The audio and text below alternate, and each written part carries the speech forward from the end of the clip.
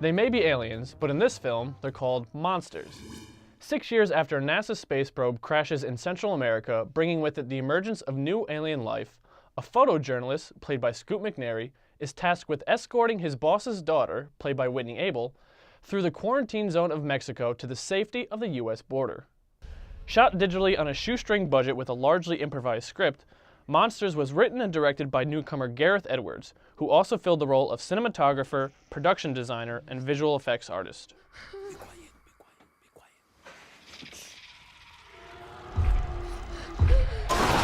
Like Neil Blomkamp, Gareth Edwards' story is an inspirational one. He had been doing visual effects for a lot of years, really wanted to make a film, but recognized nobody was going to just hand him the opportunity.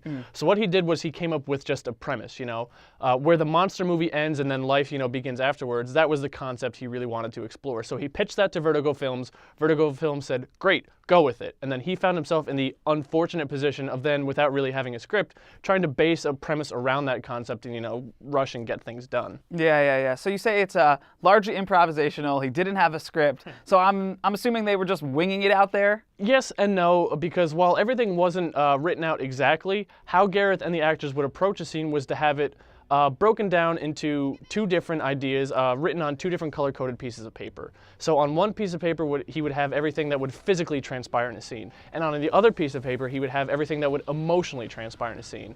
And then based on that, he would just kind of let the actors go and play with it as they will. But where the fun improvisation elements come in is that everybody else on screen besides the two actors are just locals that they hired 5 minutes before they shot the scene. Hey, do you want to be in a monster movie? Here's what happens. Very difficult journey, very risky, very dangerous. You have the money, you take the risk. So they were winging it. But you talk about the dichotomy with emotions and physicality.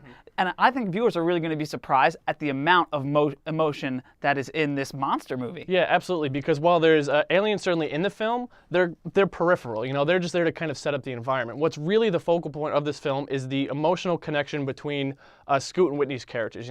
It's their journey. We're following them. We're getting emotionally involved with them. And the chemistry that you see on screen was not manufactured, because they actually, during the shooting, ended up falling in love with each other and then getting married afterwards. So I think that it really comes forward and I think adds another level of enjoyment to the film.